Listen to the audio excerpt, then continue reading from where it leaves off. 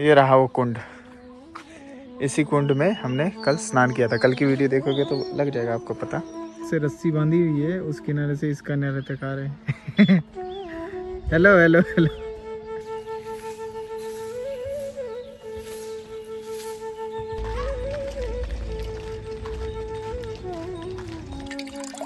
बड़ा स्लो है ये तो धारा जी। और ये वही शिवलिंग है, शिवलिंग बदला नहीं गया है, ना कि वहां पे छोड़ा गया है।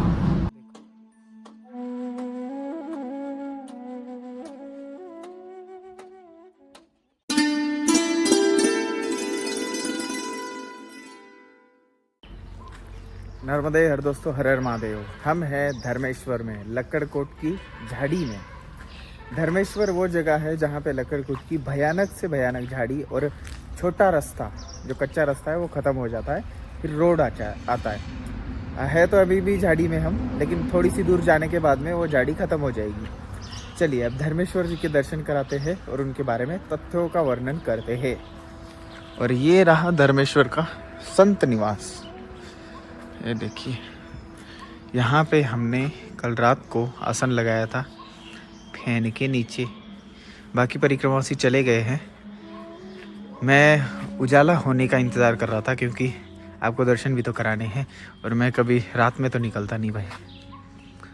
देखिए, ये धर्मेश्वर का परिसर है।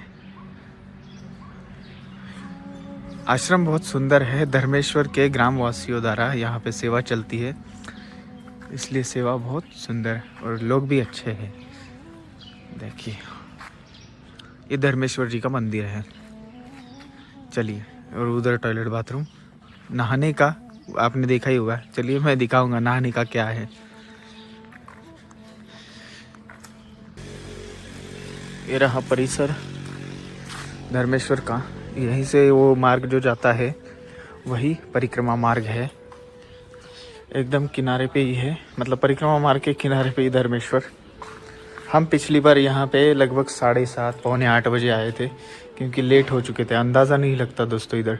अगर आप यहाँ से जयंती माता से डायरेक्ट आना चाहते हैं तो दूरी लगभग 32 किलोमीटर की पड़ती है, और 32 किलोमीटर में से 20 किलोमीटर तो लगभग जंगल ही है। इसी वजह से आपको टाइम वेस्ट ना करते हुए इधर आना पड़ेगा, नहीं तो पामाखेड़ी रुकना पड़ेगा। पामाखेड़ी 17 किलोमीटर 18 किलोमीटर पे है। ये धर्मेश्वर जी का मंदिर है।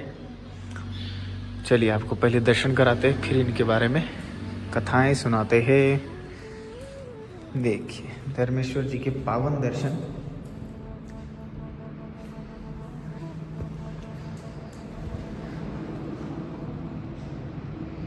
करिए धर्मेश्वर जी के दर्शन। धर्मेश्वर लक्कड़कोट की झाड़ी से दर्शन कर रहे हैं आप।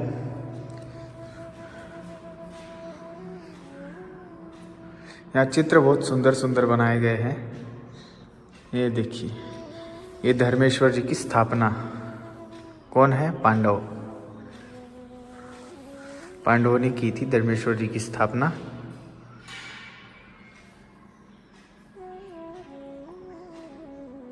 है। चलिए अब तथ्य बताते हैं आपको। दोस्तों, धर्मेश्वर जी की स्थापना पांडवों में से धर्मराज जी ने की थी, मतलब युधिष्ठिर जी ने उनकी स्थापना की थी, इसीलिए उनको धर्मेश्वर बोलते हैं। और ये धर्मेश्वर धर्मपुरी पे था। धर्मपुरी अब दूर क्षेत्र में है, इसी वजह से वहाँ से लाके इनको यहाँ पे स्थापन किया गया।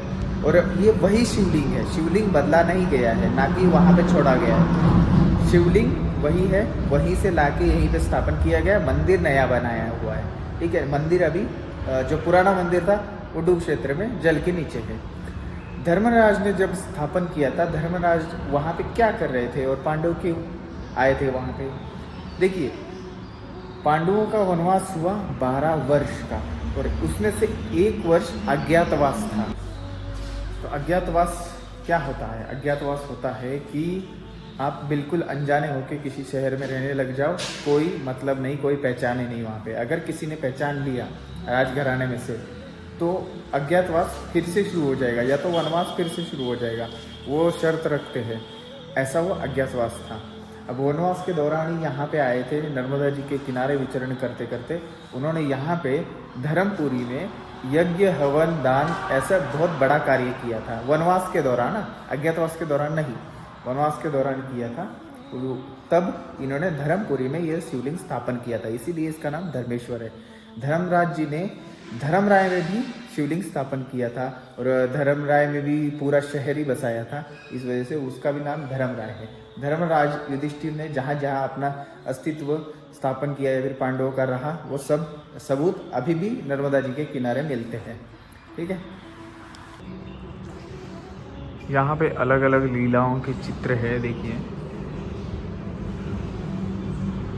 अर्धनारेश्वर स्वरूप भगवान भोलेनाथ जी का, भगवान भोलेनाथ जी की लीलाओं के चित्र है। ये देखिए, ये वाला, ये मार्कंडेय जी है।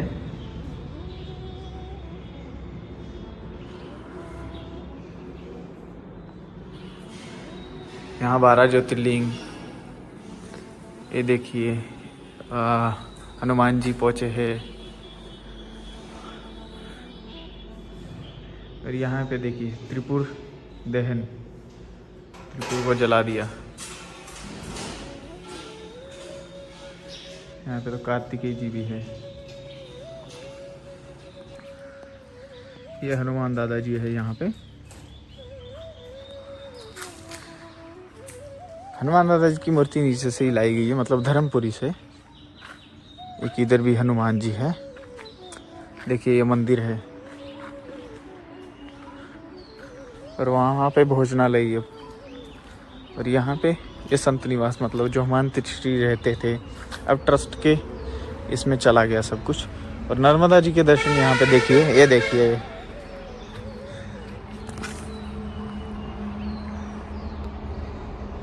धातु की मूर्ति, पीतल की मूर्ति है, बहुत सुंदर है।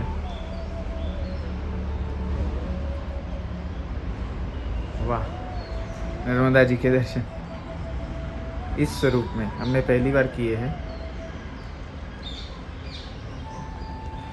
चलिए, देखिए, ऐसा है ये धर्मेश्वर धाम। और यहाँ पे यूनिक चीज़ दिखाऊं क्या आपको? दिखाता हूँ। यहाँ पे एक रेवा कुंड है, वो उस कुंड में हमने नहाया था कल। पानी भरा जाता है शाम शाम को, तो कल स्नान उसी कुंड में हुआ। चलिए दिखाते हैं। ये रहा वो कुंड, इसी कुंड में हमने कल स्नान किया था। कल की वीडियो देखोगे तो लग जाएगा आपको पता। और पूरा भरा हुआ था पानी। हाँ,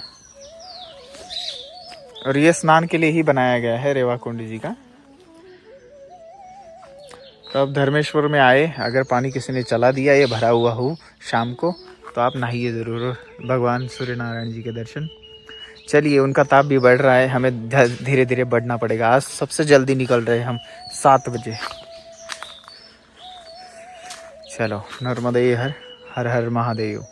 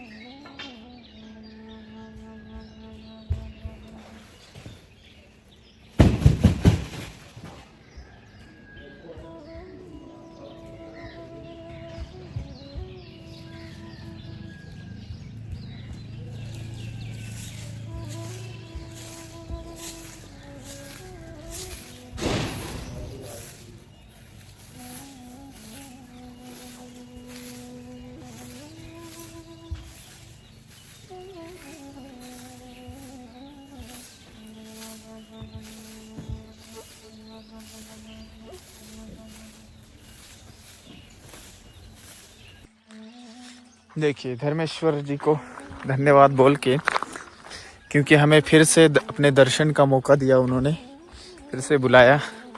धन्यवाद बोल के आगे चल पड़े हम। सुबह सुबह 7 बज चुके हैं। 7 बजे इतना उजाला कैसे हो गया? और ठंड भी इतनी नहीं है, कुछ भी नहीं है। फिर तो ये तो भाई दिक्कत होने वाली बात है, क्योंकि ठंड में चल सकते हैं, दोपहर में तो बिल्कुल नहीं चल सकते ऐसे। सुबह सुबह इतनी ठंड पड़ने लगी, मतलब गर्मी पड़ने लगी तो दिक्कत हो जाएगी। दोस्तों आगे है भैंसे, अगर ये डरे तो रोड पे भाग सकते हैं और एक्सीडेंट हो सकता है। मुझे ही रोड क्रॉस करके उस साइड जाना पड़ेगा। अब वो लोग थोड़ा इजी हो गए, रुके रहे।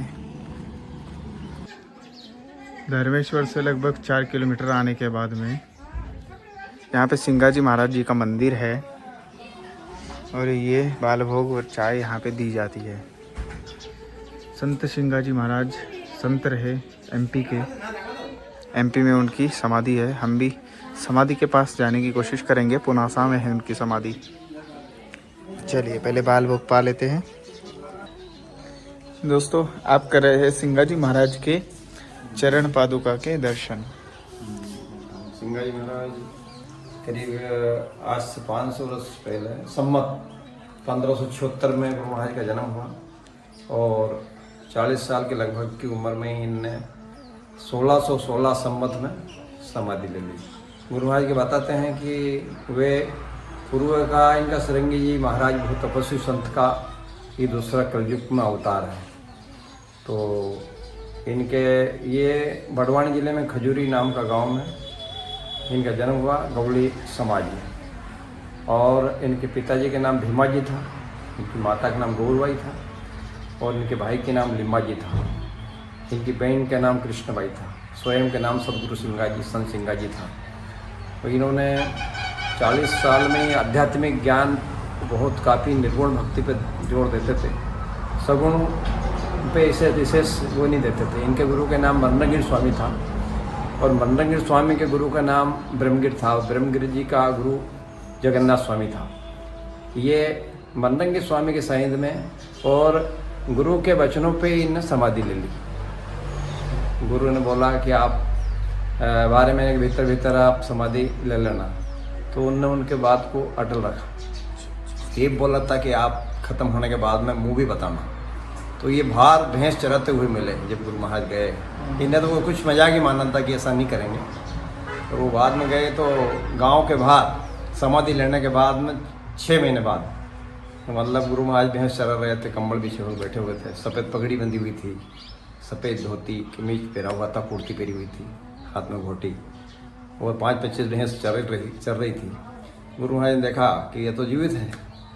जब उन्होंने बोला कि भाई मेरे को दूध पीना है, तो इन्हें एक छोटी सी पाड़ी को बुलवाया और उनका दूध पिया। और घर पर गए तो कुछ रोवागाई होने लगी कि भाई ये घर बैठने के लिए आए। घर के लोगों को बोला कि भाई क्यों रो रहे हैं, कि आप लोग शराब के देख कर वो चेला को वो भी हो गया और आप ये पूछ रहे कि बोले वो तो सिंगाजी तो अभी गाँव बाहर मिला, आप वापस गए तो वहाँ पादुका मिली, उनकी चरण मिले। ऐसे करते करते अनेक लड़ाइयाँ करी गुरु महाराज ने। तो यहाँ पे भी आए थे? हाँ, ऐसे हर जगह मतलब प्रत्यक्ष कई एक लीला करके गुरु महाराज ने, और वो आज भी प्रत्यक्ष सबको मिल जाते हैं। मतलब समाधि लेने के बाद में इनके दर्शन हो जाते हैं। इनको करीब करीब 25 साल पूर्व हुए जब ये इंद्र सागर बांध आया डूब, जब वो गुरु महाराज की जो समाधि थी यहाँ अखंड ज्योत चल रही थी और आसपास के क्षेत्र के लोग, लाखों लोग वहाँ दर्शन करने आते थे, जिनके दुख दर्द करते थे वो आते जाते थे वहाँ।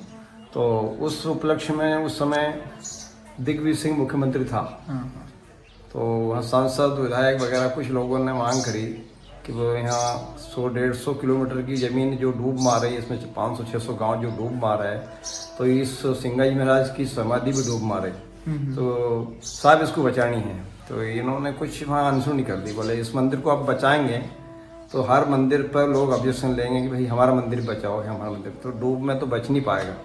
ऐसे अनसुनी करके जब हेलीकॉप्टर जिनका था वहाँ आ गए, तो वहाँ पायलट जो चालू कर रहा था उससे हेलीकॉप्टर भी नहीं चालू हो रहा था, उड़ नहीं रहा था मतलब।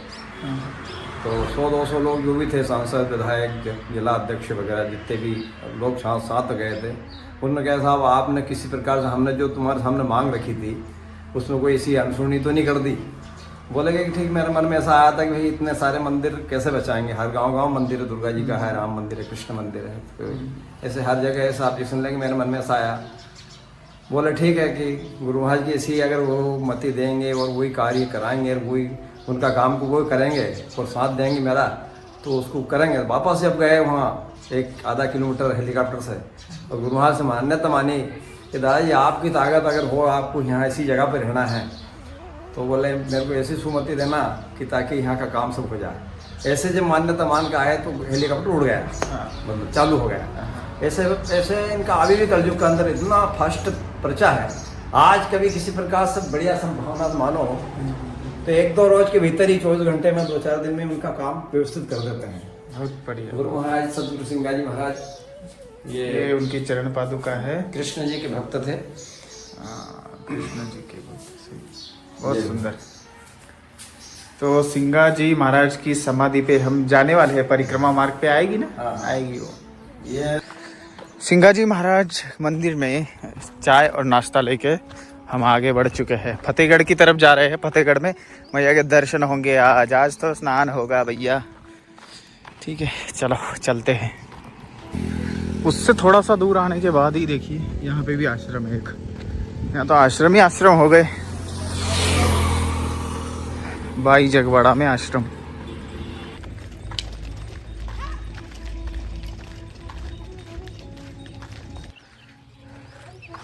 जगवाड़ा के बस स्टैंड से अंदर की तरफ रास्ता आएगा राइट हैंड पे। देखिए छोटा वाला रास्ता फतेहगढ़ के लिए। ये धूप देख रहे हैं आप, 8:30 बजे इतनी धूप हो चुकी है। और ये फरवरी के महीने में सोचो। ये देखो बेचारा कैसे अकेले अकेले घूम रहा है। छोड़ दिया हुआ है इसको, पैर पे भी लगा है बेचारी। अब क्या कर सकते हैं दोस्तों, इतना हमारे में सामर्थ्य नहीं है कि हम सारे ही जीवों को सब कुछ दे सके। नहीं तो दिल बहुत दुखता है ऐसे इतना कष्ट में देख के। और गूंगे जानवर है बेचारे, इंसान तो बोल भी लेता है, सब कुछ कर भी लेता है।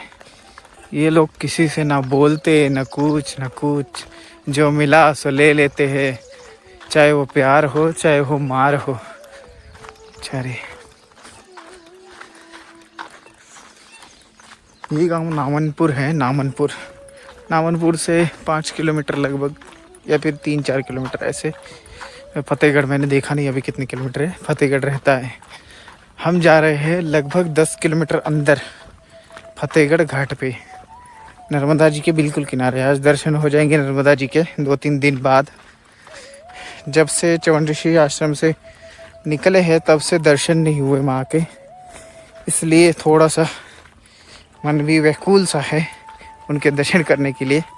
और गर्मी भी बहुत ज़्यादा, उनके बिना तो गर्मी बहुत ज़्यादा लगती है जब दूर आते हैं। तो जब वो रहते हैं तो बड़ा ठंडा ठंडा लगता है, क्योंकि आंखें भी ठंडी हो जाती है उनको देख के। इस वजह से आंखों से जाके शरीर तक ऐसा ठंडा हो जाता है। तो इसलिए हमें जल्दी से जल्दी पहुंचना है। दोपहर तक पहुंच जाऊंगा मैं। आज तो भोजन की भी ज़रूरत नहीं लग रही। भोजन की ज़रूरत इसलिए नहीं लग रही, अपना भोजन ये बाल भोग भी थोड़ा हैवी हो गया था, माँ ने दिला ही दिया था बाल भोग। चाय होगी 2 बार आश्रम से भी करके निकले थे, फिर बाद में आके बाहर भी हुई। और भोजन ले लिया दोपहर को तो और ज़्यादा भारी हो जाता हूँ मैं, इस वजह से नहीं लेता। और हमारा 2 समय के भोजन से हो जाता है। नींद भी कम आ रही है अब, और बहुत सारा समय मिल जाता है। दोपहर का समय हम रुकेंगे कहीं ना कहीं, पेड़ के नीचे रुकने की कोशिश करूंगा मैं। नर्मदा जी के किनारे को तो किनारे पे रुकने की कोशिश करूंगा, आश्रम में नहीं रुकने की कोशिश करूंगा, क्योंकि वहाँ बहुत डिस्टर्बेंस होती है। क्या होता है, लोग अगर रुके तो बोलते रहते परिक्रमावासी बोलते रहते, बात करते रहते, एक दूसरे से भी करेंगे, मेरे से भी करेंगे, बहुत डिस्टर्ब करते। इस वजह से मैं अब अकेला ही जाके रुकूंगा भाई। मैं बहुत परेशान सा हो गया हूँ परिक्रमावासी से जो मिले अभी तक, जो भी। ठीक है, वो अब क्या बताऊँ मैं। चलो छोड़ो, किसी की क्या बुराई करे, लेकिन ठीक है, दूर रहेंगे तो हम ही सेफ है। ये देखिए नज़ारा कैसा है। गेहूं पक चुका है, इस वजह से इतना सुनहरा लग रहा है। गेहूं पक गया है। अब गर्मी का हाल तो बहुत खतरनाक होने वाला है।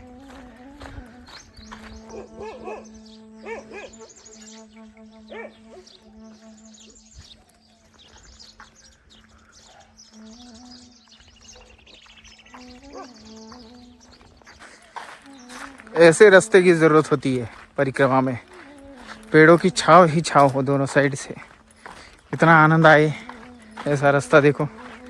गर्मी में भी थकान ना हो। यहाँ पे है काफ़ी रास्ता है। गांव वाले चाहे तो सब कुछ कर सकते हैं यहाँ वाले, क्योंकि क्या है, बाहर से आने वाला लगा के चला जाएगा, लेकिन उसका ध्यान रखना पड़ता है ना। और ध्यान रख कम से कम 2-3 साल तो रखना पड़ता है पेड़ का। इस वजह से गांव वाले चाहे तो ये सब कुछ कर सकते हैं। और ये ज़रूरत सिर्फ इधर के गाँव में परिक्रमा मार्ग पे नहीं है, ये आपके गांव में भी ज़रूरत है। सभी लोग अपने अपने गांव में, अपने अपने शहरों के किनारे पे या फिर रोड के किनारे पे, गांव के पंचायत में, सारी जगहों पे पेड़ लगाना शुरू कर दे तो बहुत बढ़िया होगा। अपने अपने जलाशयों का साफ सफाई रखे तो बहुत बढ़िया चीज़ हो जाएगी। फिर किसी को गवर्नमेंट को दोष देने का से कोई अर्थ नहीं है। हम धीरे धीरे नर्मदा जी के नाभि कुंड की तरफ बढ़ रहे हैं, मतलब नाभि स्थान की तरफ, नेमावर की तरफ धीरे धीरे जाएंगे। और आज हो सकता है तो माँ के किनारे रुकने की कोशिश करेंगे, कोई ऐसा स्थान देखेंगे। और ज़्यादा हुआ तो एकांत का स्थान देखेंगे, सिर्फ मैं अकेला होना चाहिए और माँ नर्मदा जी और मेरे भोले बाबू, बस इतने ही होने चाहिए। ऐसा स्थान देखूंगा कोई ना कोई, और मिलना ही चाहिए। और माँ को देना पड़ेगा आज तो क्योंकि आज थोड़ा सा अच्छे से पूजा पाठ हो जाए और माँ का किनारा मिले तो बढ़िया बात रहेगी। बस इतनी कृपा करना माँ कि तेरे किनारे आज स्थान दे देना, और रोज स्थान देना एकांत में। चलिए, रोड बहुत घुमाया, बहुत घुमा, रोड कल से रोड ही रोड चल रहे हैं। और नर्मदा जी का दूर दूर तक दर्शन नहीं है, इस वजह से थोड़ा सा परेशान हो रहा हूँ। और वो हर परिक्रमावासी के साथ ऐसा होता है, जब नर्मदा दिख जाते हैं ना, बड़ा सुकून मिलता है मन को और आँखों को। चलिए, नर्मदे हर। ये टिपरास गांव है ना दोस्तों, ये टिपरास गांव है और यहाँ के रहीवासी है राम जी। उन्होंने हमें चाय के लिए बुलाया था। देखिए घर इनका,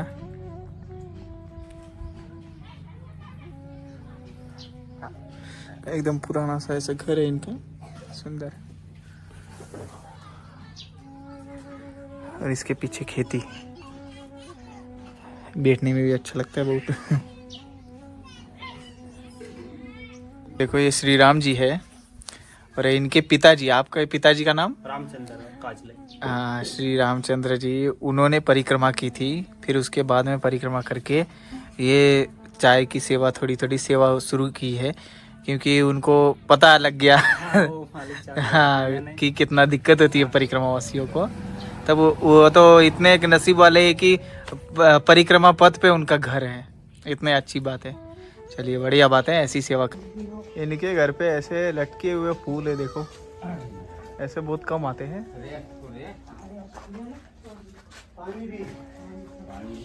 सारे के मुंह नीचे की तरफ है, देखो।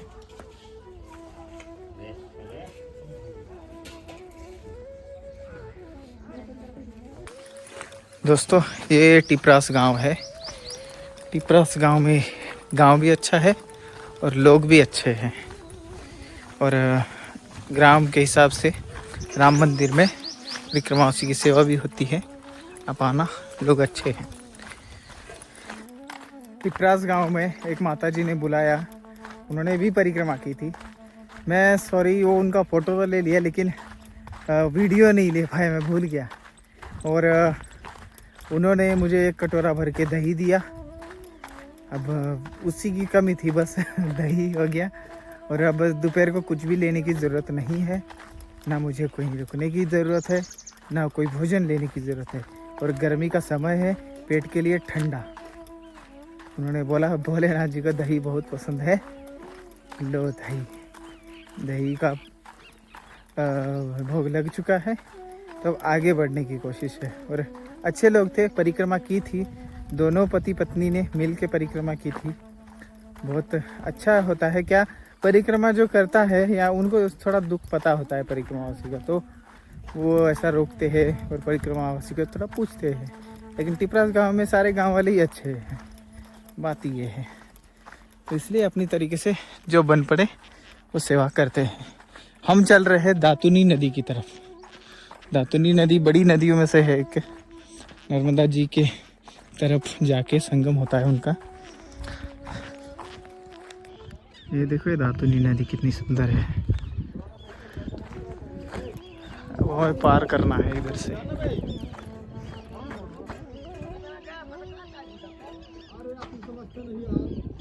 इधर दातुनी पे पुल बन रहा है।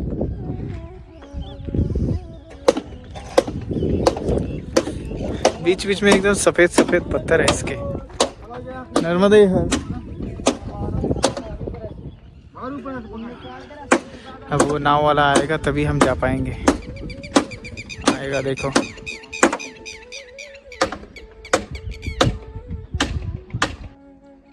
ये देखो, इस नाव को ना मोटर की ज़रूरत है, ना ही वो लकड़ी की ज़रूरत है।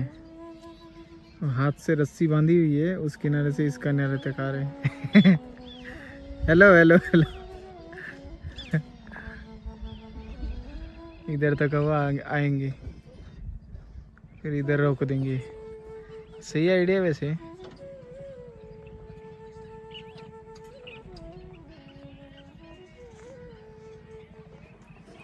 आ गए अब इधर।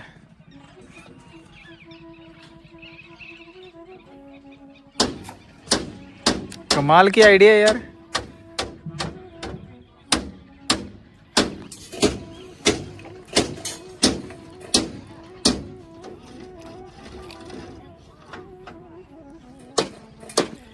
ये देखो, वो वजन था ना, इस वजह से वो रस्सी पकड़ने लगी थी। लेकिन अभी हम दोनों ही है, इस वजह से ये मारते मारते जाना है। वाह, सही काम है। ये है दातुनी नदी, काफ़ी दूर से आने वाली नदी है, बड़ी नदियों में से एक। बरसाती नदी है क्या ये? बरसाती तो नहीं है, मतलब हमेशा पानी रहता है। हाँ, गर्मी में छूट जाता है, कम हो जाता होगा ये। देखो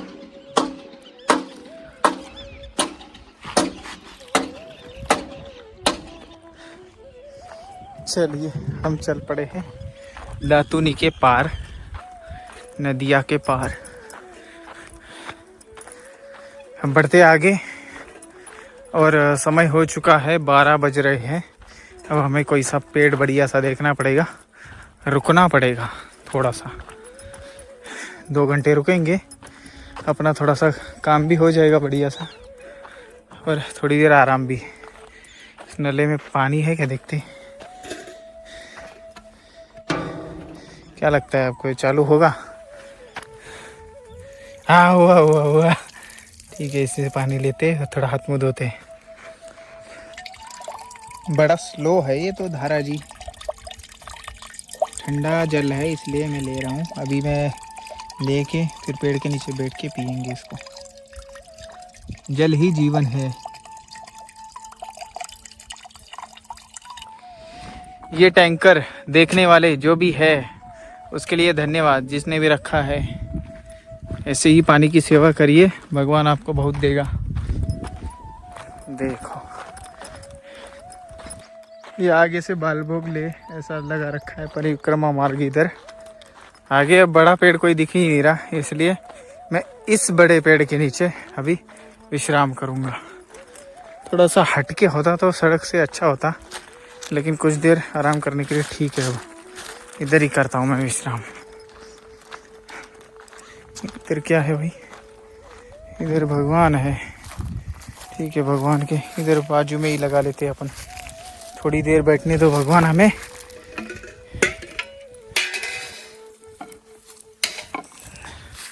देखिए लेकिन बहुत ठंडा ठंडा लग रहा है, अच्छा है। पतझड़ है ना, इस वजह से नीम का पेड़ है, पत्ते सारे झड़ चुके हैं, फिर भी इतनी ठंडी हवा दे रहा है इसके नीचे। श्रावण के इस पवित्र मास में असली 7 मुखी रुद्राक्ष, वो भी पूरी तरह फ्री। जी हाँ, आपने बिल्कुल सही सुना। अब पाइए असली प्रमाणित रुद्राक्ष, सभी प्रकार की पवित्र मालाएं, स्फटिक और नर्मदेश्वर शिवलिंग, साथ ही सभी राशि के रत्न एक ही जगह पर, only on Ram Ram India. इतना ही नहीं, हम आपको देते हैं जन्म कुंडली विश्लेषण, नियम और मंत्रों का विशेष मार्गदर्शन भी।